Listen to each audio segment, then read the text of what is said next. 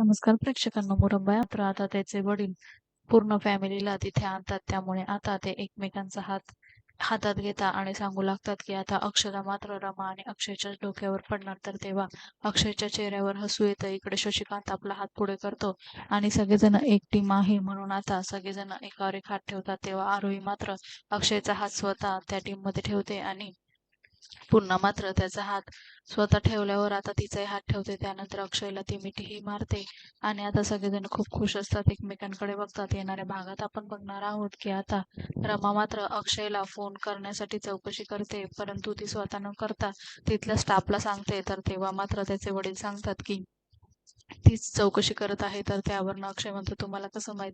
तर तेव्हा मात्र शशिकांत म्हणतो बायकांच्या खोड्या मला माहिती आहे. तेव्हा आता अक्षय म्हणतो हा ते बरोबर आहे, तुम्हाला तर माहितीच असणार. आणि इतक्यात मात्र आता लगेचच शशिकांत फोन कट करतो. त्यामुळे रमा घाबरते आणि आता अक्षयला भेटायला येते. हे कसं झालं, मला आरोहीने सांगितलं असं विचारू लागते. तेव्हा अक्षय म्हणतो माहित नाही, कोणीतरी अज्ञात माणसं होते ज्यांनी मला मारलं. इकडे रमाच्या डोळ्यात खूप पाणी आलेलं असतं आणि आता रमाच्या लक्षात येतं की अक्षयवर हल्ला कोणी केला असेल.